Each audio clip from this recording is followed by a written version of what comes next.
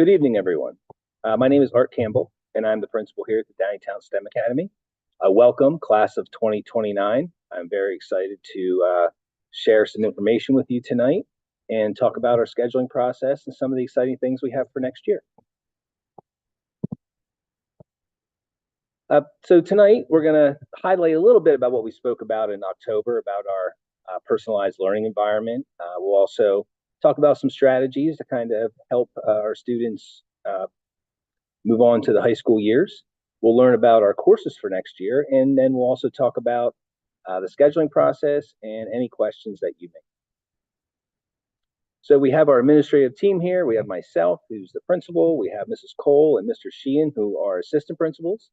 And we also have Dr. Podell, who's in charge of our internships and partnerships and takes our students through a very robust soft skills or business skills type program over the course of the 4 years that students are with us. First, though, I want to start with our habits of mind, probably some of the most important things. You know, when we think about what makes students effective, what helps them be successful, since the beginning of the school, we've kind of crunched it down into 5 things: responsibility, compassionate participation, effort, engagement, and respect. And all those different things have somewhat different meanings to students. But when they come in ninth grade, we'll hit them pretty heavy with this, particularly in their ninth grade physics class, where they'll explore some of these things and identify how they can take these habits. And I think we can agree that if students do take these habits and learn these habits, they can be effective and successful regardless of where they are. We also take some time and our teachers nominate kids maybe 5-6 times throughout the year. And we have a habits of mind appreciation board that's in our hallways to really celebrate some things that aren't just only academic. And it has really been a popular thing for our students this year, and we look forward to carrying it on. So, you know, as we sit here and we talk about what makes you successful, it's really the work towards these 5 habits of mind that our teachers and our students and our staff have really brought to the forefront. As our students come in to see us next year, we're similar to middle school in a lot of ways. Like we talked about in October, we do team our teachers. In 9th and 10th grade, we team our kids and our teachers. And so for 2 years, our students are on teams of 4 subjects. And in 9th grade, we do civics and we do physics and we do English and we do our engineering course. So next year, when you have those 4, you all have the same 4 teachers. And what that does is that really helps students to adapt. It gives our teachers a time to think about how we can help our kids adjust. This summer, we'll have a 9th grade orientation program. More information will come out with that in your emails. And as soon as we roll students over to Schoology with our class of 2029, they'll get some information that way as well. A couple years ago, we started a 9th grade mentoring program. Since all of our classes are really aligned per grade level, this is a real great opportunity to have some upperclassmen mentors for our students in ways that, you know, what our 10th, 11th, and 12th graders think about what kind of information, what kind of advice would they tell their freshman self, and how can help them be successful. So they share those things with them. It's usually 2 mentors for 7 to 8, sometimes 10 students, depending on our numbers. Those meetings take place September through February. And what they do is they talk about student life, they talk about events, they talk about time management and how to be a successful high school student. It really helps the transition into high school. Also, shadow days are coming up. If you live on the east side of the district, April 15th, you'll come here for the better part of the day. Information will be pushed out to families and to students as we get closer. If you're on the west side of the district, there'll be May 23rd. And if you're a student who doesn't go to a Downingtown school, so if you live on the east side of the district, you'll come on the 15th. If you live on the west side of the district, you'll come on the 23rd. All right, and we have a very nice day planned where you visit classes and meet with your mentors. And we talk about student life that takes place during our lunch and learn, which I'll explain in a few minutes. Also, another thing that we do for all freshmen is called STEM 101. STEM 101 takes place during the first marking period, and it's our school counselors, 2 of them, who meet with every single student during a revision period, and they go over things like time management, uh, course planning, how to be successful. They answer any questions the students may have, and they also just really help them with that transition to high school. And again, it's one more thing and one more step that we put in there. And then if some of the students, they talk about study skills and they talk about preparing for assessments. And if we have students that maybe need some extra time, they'll also continue that into the second marking period and even the third, depending on whatever the student needs. Every fourth day, we have an advisory period, which occurs on certain letter days. We do special things. We do mentor meetings during then. We do our safety drills at sometimes, and we go over those there. We do some academic remediation. We do special presentations, and we do some soft skills workshop using the Mid-Atlantic Employers Association. And as you move up through 10th, 11th, and 12th, we also have some other programs that are planned.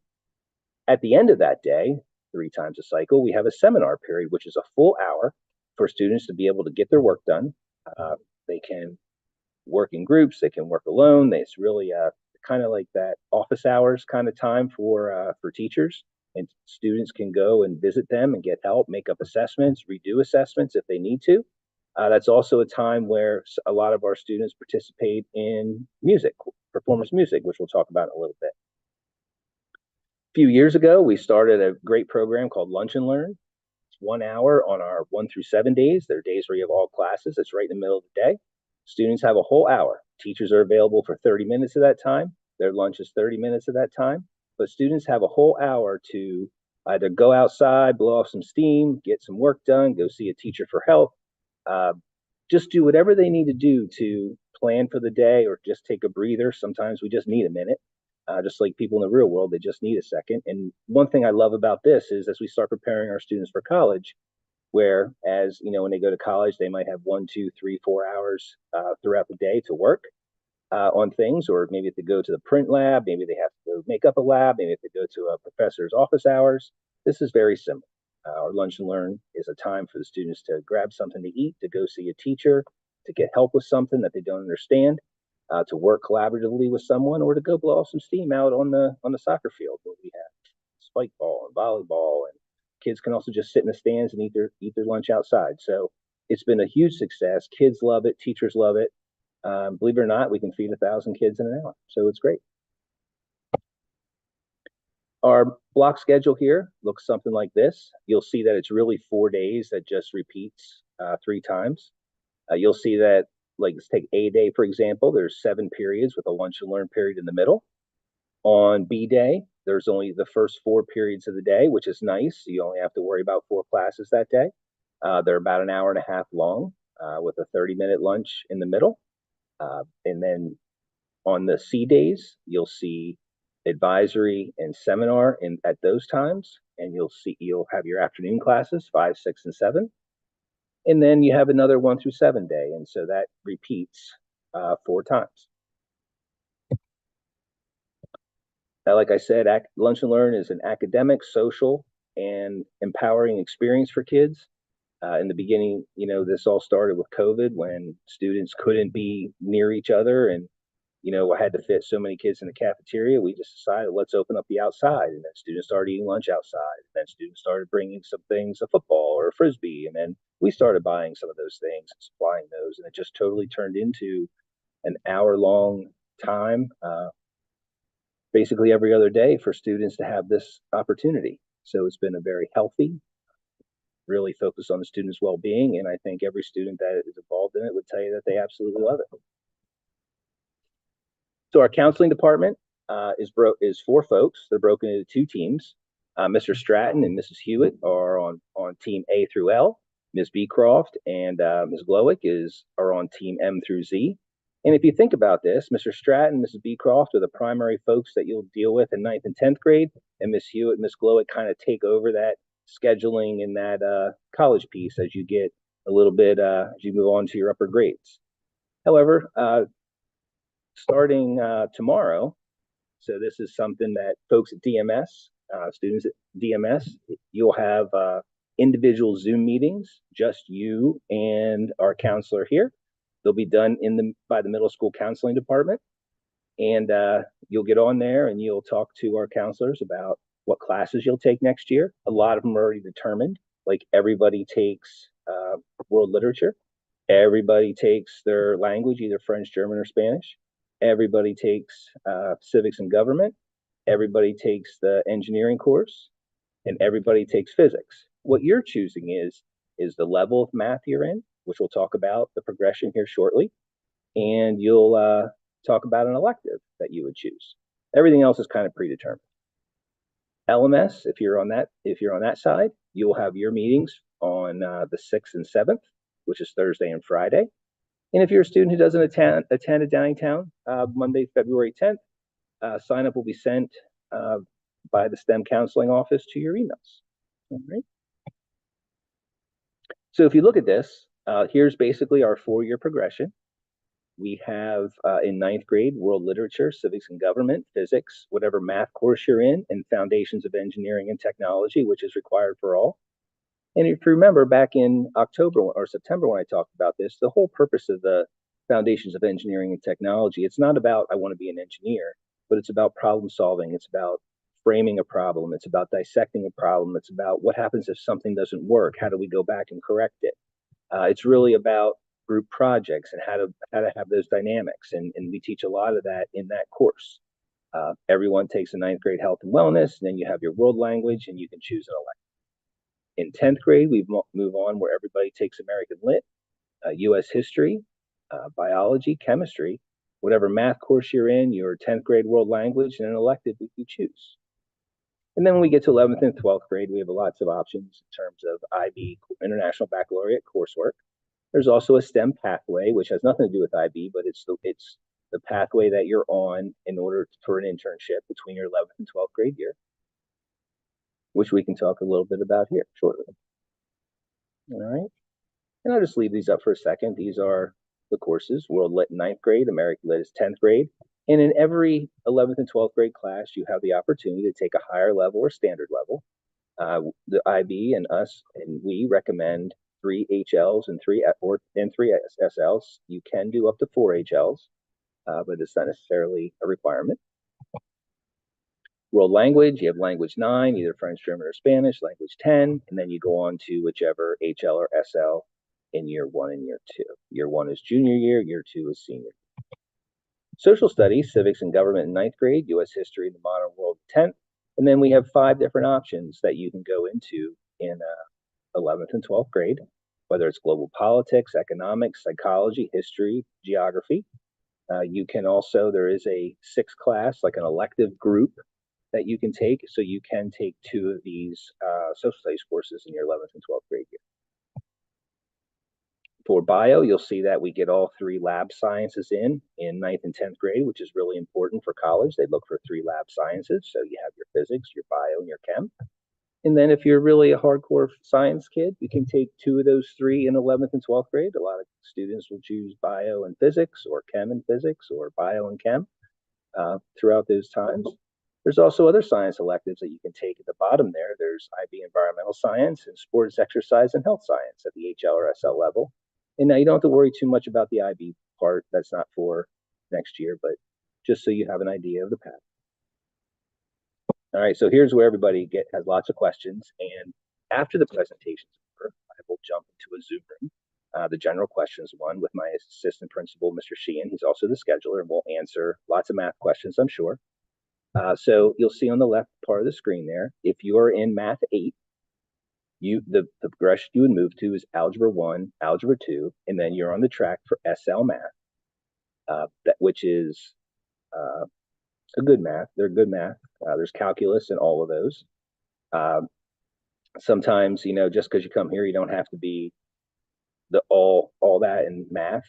You can certainly choose any path you want. Maybe there's HL courses that you'd rather take. Maybe you'd rather take, the history, the science, or the English in the HL level, or language, which is perfectly fine.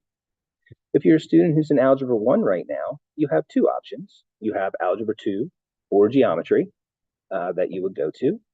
Now, certainly, if there's a couple ways to work this. You certainly, and I would say that if you're If you have no intention of going to an HL Math, which is perfectly fine, you would probably go Algebra 1 in 8th grade, Geometry in 9th grade, Algebra 2 in 10th grade. If that is the direction you want to go in terms of HL, you could certainly take Algebra 1, Algebra 2 in 9th grade, Math Analysis in 10th grade, and somewhere in between, you could take a summer geometry course if you really wanted to, in which we would recommend if you're going on to HL Math.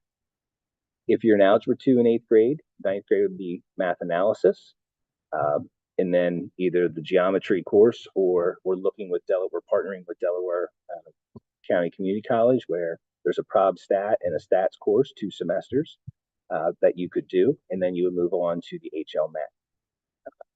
If you are a student who has already had math analysis in 8th grade, our counselors will talk to you because there's some other paths that we can explore.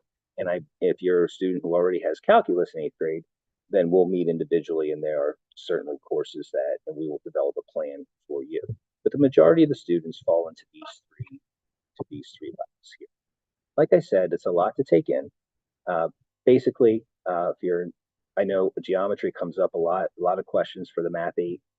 We have built geometry into Algebra 1 and Algebra 2, basically the SAT geometry. That way you don't miss anything, and our students have been doing fine. We've been doing it for a couple years. If you do have Algebra 1 in 8th grade, we did break that geometry away, and we also included a lot of statistics. And the reason we included statistics in that geometry and statistics course is because as you get into IB, all of the sciences require a statistical analysis of data of a lab. And also, if you choose to take psychology, it'll be there. And then also in the IB math, there's also probability and statistics. So what we try to do is back map a lot of those probability and statistics into that course, and our teachers are doing a nice job getting that course together for next year. It'll be the first year that we taught that. All right, so like I said, I'll be in the Zoom later for general questions about math. I'm sure it'll be fun. So the nice thing too is with our electives, like we talked about before, if you have a passion for art or you just want to dabble in it or music, we have art in the 21st century. Year 1 would be 9th grade. You can do year 1 in 10th grade, or we have a second level, which would be year 2. Then we also have an IB art class. If you're into music, we have a recording studio elective that you can do in 9th or 10th grade. We also have 2 different programming classes. Computer programming Java is for students who have some Java experience or have no experience. If you have a pretty solid background in programming, you could go to the 9th grade course of Principles and Practice of Computer Science. However, if you really want to just go right through computer programming and then Principles and Practice in 9th and 10th grade, that's perfectly acceptable also. In 10th grade, we do have an engineering tech class that focuses on electricity and reverse engineering, robotics. So you can certainly plug that in 10th grade. We also have static media design, dynamic media design, formerly called ComTech, but we broke those apart, and the static is a lot of the still type things with photos, websites, etc., and the dynamic would be obviously video production and things like that, animation and so forth. Our counselors have lots of information about those, and really these are courses that basically it's all in class, all in school, and it's just a way to further enhance a passion that you may have, and I certainly do recommend that you look at that. So a lot of you, and I want to say, wow, we probably have 100 students that go to band, 100 plus that are in choir, and 100 plus that are in orchestra. Some students do all 3, some students do 2. The performance music options are an interesting way to do things. You can schedule those during your elective period, or you can schedule them during seminar. Students can choose band, orchestra, or choir as their elective within the normal schedule. If you're in the marching band, everybody that's in the band has to march. And if you're on the east side, you would take a bus up to Downingtown East and participate in that band, and then they would bus you home from there. If you're at West, you walk on over to West Campus, the West High School here on our campus, and you would participate in the West band. If you choose to do multiple, the student works that out with our orchestra or choir teacher and the band director at the other schools. Orchestra and chorus is a STEM class. Our orchestra does practice over on the west stage on their days, and our chorus practices here in our auditorium just because we're so big. Our orchestra's so big we can't fit them on a stage, so that's a problem to have. But certainly our counselors can answer any questions, and if you have multiple musics that you want to participate in, just let them know this week, and they'll be sure to put them on the course selection sheet properly. I did want to throw up the different IB courses that we have. Some of those we talked about, some of them we didn't. Design technology is basically an engineering course where you design and market and manufacture the product. Visual arts is a 2-year long course, either HL or SL. Music, we also have HL and SL music. And so there's lots of fun, different things about that, which you'll learn more about later on when you're a sophomore. But that is the list of the IB courses that we do have. So Pennsylvania requires career and education work standards. And a lot of schools include them in the classroom. They make kids do some things on our own. But what we do is Dr. Podell works with our students at all grade levels, and this is where the rubber really hits the road, right? So we have a very powerful IB program that prepares students for college for the last 14 years. No doubt your kids will be successful in college. Then we also have that part that prepares students to be in the workforce beyond college. So what's really important for freshmen, it makes sense that we hit the overcoming obstacles, time management, and basics of communication. For sophomores, they focus on communication and network and resume basics.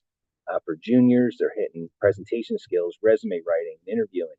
And then they have a career fair in March, and in the summer, they go out to a company that's within their pathway or one of their choice to do an experience in the actual workforce with professionals. And then your senior year, we include you into our LinkedIn STEM Academy group, where we have hundreds of our former graduates that are there and our business partners. They post internships, they post different jobs, and we've had quite a few students get jobs out of that group. So it's a nice way to keep all of you connected along with our former graduates who've been out for, since 2014. So 11, 12 years. All right, and those pathway programs, so separate from your IB, you choose a pathway. We have health and medicine, we have biotech, we have iMedia, we have IT, which is basically info system services. And then we also have a business pathway, global marketing, finance, STEM Inc., where STEM Inc. is where you run a business. We also have forensics, we have design engineering, and we have robotics and automation. So all those, when you get to be in 11th grade, you choose a pathway, and that pathway continues through 11th and 12th grade. And that is the industry, the STEM area that you would go into for your career or your practicum. Now, listen, I know that doesn't hit everybody. If you have no idea what you want to do, it's okay. And when we get to 11th grade, if there's something else you want to do and it doesn't fall in there, that's okay too. We'll work with you to make sure the big thing there is that you get some real world experience out into the workforce, regardless of what that looks like. So don't panic if you're sitting out there and you're like, I'm not interested in it. I don't know. It's okay. Sometimes folks ask about student life here. We are almost 1,000 students. We have well over 70 clubs. We do clubs a lot of times during the school day, during advisory, once a cycle. We have a lot of trips. We have some German and French exchange. Our folks go with EF tours to many different locations. We have field days, dances, proms, homecoming. One of our biggest events you probably heard of is our Powder Puff. That is our homecoming football game. We have hundreds of students here as well. If you're on the east side, you play for Downingtown East. If you're on the west side, you play for Downingtown West. And it's cool then that we're all in the building together, and especially on the East-West weeks or the East-West days. It's a very good atmosphere. Students often ask, what does it take? Well, what it takes is a desire to get better every day. Keep those 5 habits of mind in there. Come with a positive attitude. We'll help you with time management. We'll help you focus on the present. We'll help you with perseverance. We'll help you with balance, but you have to be open. And Carol Dweck's book, Mindset, if you haven't read it, I encourage you to read it. I'll be sending emails over the summer to make sure you read it. And what all this talks about is don't compare yourself to others. Just try to get better every single day. Just try to work on something. And the more that you practice, the better you'll get at it. And I know it seems like a daunting task in 8th grade to make it through this. I'm sure you've heard some things about the STEM Academy, but I'll tell you that we've had over 200 and over 200 graduates a year for the last 12 years, and they've all made it. They've all everybody takes their own path, and we're here to support you. So at this time, I will end this presentation. There's a QR code there. There's also a tiny URL. So you probably want to type into your web browser, tinyurl.com/STEM course select. Also, you have it in an email that was sent to you a couple times by Mrs. Stauffer, my admin assistant. And in there, there's a couple Zoom links that you can jump on and ask questions. And I'll be getting off here in a second just to go and jump into that general questions. And Mr. Sheen is probably in there already. All right, so I look forward to your questions, and I'll see you soon.